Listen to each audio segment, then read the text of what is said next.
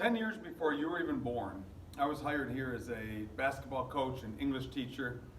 And it's pretty amazing to look back at that time. And I thought at that time that I really knew what was going on and what I was doing. I just wanted to be the best teacher and coach and dad that I could be.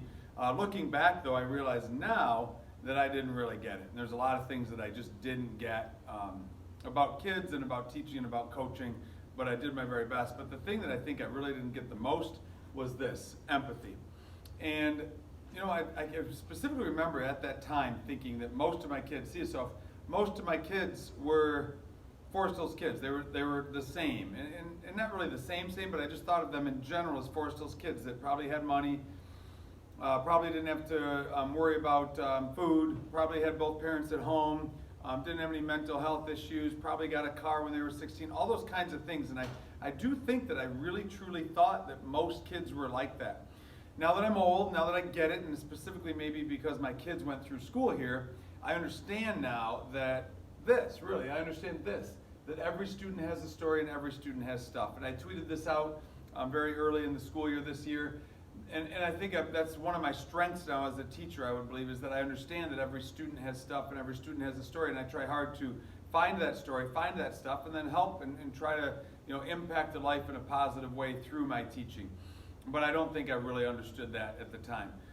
The best literature example of, I think, really understanding empathy is Atticus. And you can see this quote. Now, you all read this book last year, you're supposed to at least, To Kill a Mockingbird. And Atticus said, you never really understand a person until you consider things from his point of view. That was the start of the quote. This is the situation where Scout was mad at her teacher because her teacher said, why can you read? And how do you already know how to read and everything? And Scout was, I don't get it, Dad, I don't get it. And he said this, and he finished with, until you climb into a skin and walk around in it. And that's next level stuff. That's not just try to look at something from another person's point of view, but this is now climb into their skin and walk around. It's impossible. We know you can't literally see something from someone's point of view. Like, so if I can't, say I know exactly how you feel, so, because I don't, because I'm not so. So that's impossible to really know, but we can try.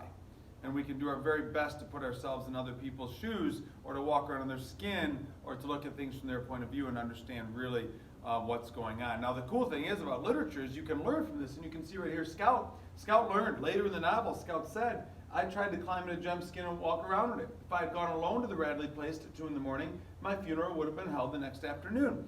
And it's a great quote, but it's also just great that Scout learned. And I think that's really what literature is about, is reading and understanding, taking lessons from that literature, and then learning and having it impact your own life. And it's pretty awesome that Scout was impacted by Atticus's words. The people that impact me the most are probably Thoreau and Emerson, and I looked for some Thoreau information about this, and sure enough, there's a quote from Thoreau that really speaks right to this. Could a greater miracle take place than for us to look through each other's eyes for a second? And he's talking about really just specifically, and my battery's low on my phone. I don't know if that's showing up on your screen. There we go. The battery was low on my phone. But anyway, the Thoreau says, let's just really look through each other's eyes and actually be in that person and say, this is what I see.